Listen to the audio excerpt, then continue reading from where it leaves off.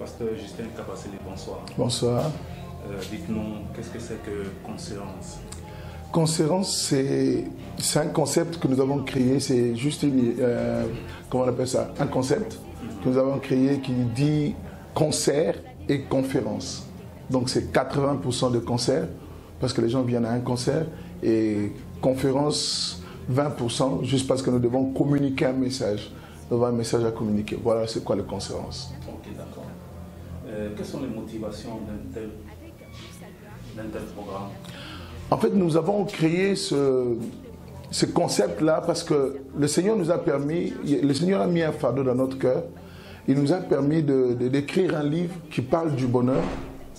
On a remarqué que beaucoup de gens, malgré les visages sur Facebook, malgré la joie que les gens montrent dans les réseaux sociaux, l'église du Christ, les chrétiens, dans l'église des chrétiens, beaucoup de chrétiens n'ont jamais découvert ni expérimenté le bonheur. Et le Seigneur nous a permis d'écrire un livre qui parle du bonheur. Et nous voulions vraiment que ce livre aille très loin. Nous voulons communiquer sur ce livre, permettre aux chrétiens d'entendre parler de ces choses qui peuvent transformer leur vie d'une manière extraordinaire et leur permettre réellement de profiter de maintenant dans le royaume des cieux et être réellement heureux. Donc le Seigneur nous a permis d'écrire ce livre et nous avons créé ce concept pour pouvoir amener ce message loin. Voilà. Oui, d'accord. Dites-nous ce livre, parlez-nous brièvement de ce livre. Quel est le titre de ce livre et puis quel est son impact que cela peut avoir dans la vie du chrétien? Le livre s'intitule « En quête du bonheur ». En quête du bonheur. Comme je l'ai dit tout à l'heure, il y a plus de 300 promesses de bonheur dans la Bible. La Bible parle beaucoup du bonheur, mais les chrétiens vivent très rarement ce bonheur. Pourquoi? Parce que nous nous concentrons sur les promesses. Nous nous concentrons sur les promesses, c'est-à-dire que la Bible dit « Le bonheur et la grâce m'accompagneront tous les jours de ma vie ». Mais la Bible a commencé d'abord par dire « L'Éternel est mon berger ». C'est-à-dire que si je ne fais pas de l'Éternel mon berger, la condition c'est l'Éternel doit être mon berger avant que le bonheur et la grâce m'accompagnent à la fin du texte. Et beaucoup de chrétiens se concentrent sur les promesses de Dieu, mais oublient les conditions à répondre pour pouvoir profiter de ce bonheur. La Bible dit, celui qui craint l'Éternel, l'Éternel bénit sa postérité et l'Éternel lui donne le bonheur l'accompagnera. Et beaucoup de chrétiens lisent ces textes et ils s'attardent sur les promesses, mais ils oublient qu'il y a une condition, c'est lui qui craint l'Éternel. Voilà un peu. Donc dans ce livre, nous nous concentrons à parler beaucoup de promesses, beaucoup de conditions qui entraînent les promesses de Dieu, qui permettent à Dieu d'intervenir. Il y a certaines choses qui empêchent Dieu d'intervenir ou bien de nous donner la joie. Croyez-moi, le Seigneur veut vraiment donner le bonheur à l'homme. Dieu veut donner le bonheur à l'homme. L'homme veut être heureux, mais pour concilier ces deux choses, parfois c'est tellement utopique pour plusieurs personnes. Lorsque j'écrivais ce livre sur le bonheur, beaucoup de gens me disaient, mais c'est utopique le bonheur, on ne peut pas vivre le bonheur sur terre, c'est impossible, en réfléchissant bien.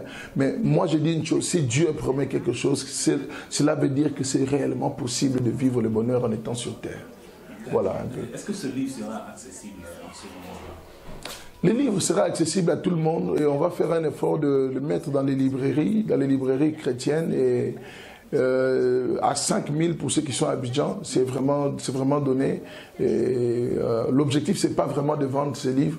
Je ne sais pas combien ça va coûter dans les librairies, mais nous le vendons à 5 000. Nous l'avons 4 700 pour le confectionner et nous allons le vendre à 5 000 parce que notre objectif, c'est pas de faire du commerce, mais de partager réellement ce que le Seigneur a mis dans nos cœurs. Le fardeau est là. Le fardeau est, nous voyons les chrétiens. Vous savez, il y a rien de plus réjouissant pour le diable que de voir des chrétiens se tromper. Et le diable, lorsqu'il voit des chrétiens se concentrer sur le matériel, se concentrer sur les choses, le reste, je vais le dire ainsi. Matthieu 6, verset 33 nous dit, cherchez premièrement et cherchez d'abord le règne de Dieu, le royaume de Dieu et la justice de Dieu, et le reste vous sera donné. Donc il y a des choses qu'on cherche, il y a des choses qu'on donne. Le règne de Dieu, on le cherche, et Dieu donne le reste. Et l'Église prêche beaucoup sur les restes. L'Église se concentre à prêcher sur les restes au lieu de prêcher sur le règne de Dieu qui amène réellement le bonheur dans la vie de l'homme. C'est le règne de Dieu qui est la condition sine qua non pour permettre à l'homme de réellement vivre le bonheur de Dieu.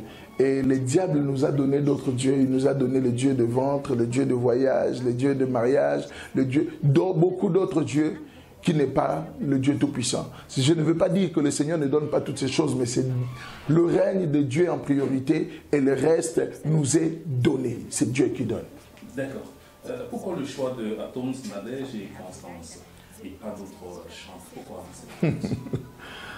pourquoi le choix de Pasteur Atoms et Maman Nadège et la servante de Dieu Constance? Je vais dire simplement parce que c'est des personnes que personnellement, leur musique me touche. J'aime les chants centrés sur Dieu. Je vais dire une chose. Aujourd'hui, il y a très peu de gens qui chantent des chants qui sont centrés sur Dieu. Parfois, il m'arrive de prendre des chants, juste j'écoute, j'analyse les paroles du chant et beaucoup de gens sont centrés sur l'homme au lieu d'être centrés sur Dieu. Et l'adoration est centrée sur Dieu. La chrétienté est centrée sur Dieu. Ce n'est pas Dieu qui vit pour nous, mais c'est nous qui vivons pour Dieu. Et ces personnes, dans leur adoration, dans leur chant, dans leur composition, on voit cette vie de consécration, on voit cette vie réellement de consécration. Ils n'adorent pas le Seigneur simplement pour ce que Dieu est capable de faire pour eux, mais pour ce qu'il est. Aussi simple que ça. Ils adorent Dieu pour sa nature, pour ce que Dieu est. Et c'est vraiment... C'est ça qui nous a poussé réellement à les contacter. Et je prie le Seigneur que au travers de leur vie, au travers de leur musique, plusieurs personnes puissent comprendre et changer leur système de pensée, puissent se centrer sur Dieu. L'adoration est centrée sur Dieu et non pas sur nous. Nous ne sommes pas le centre de l'adoration, nous ne sommes pas le centre de nos vies. C'est Dieu qui doit être au centre.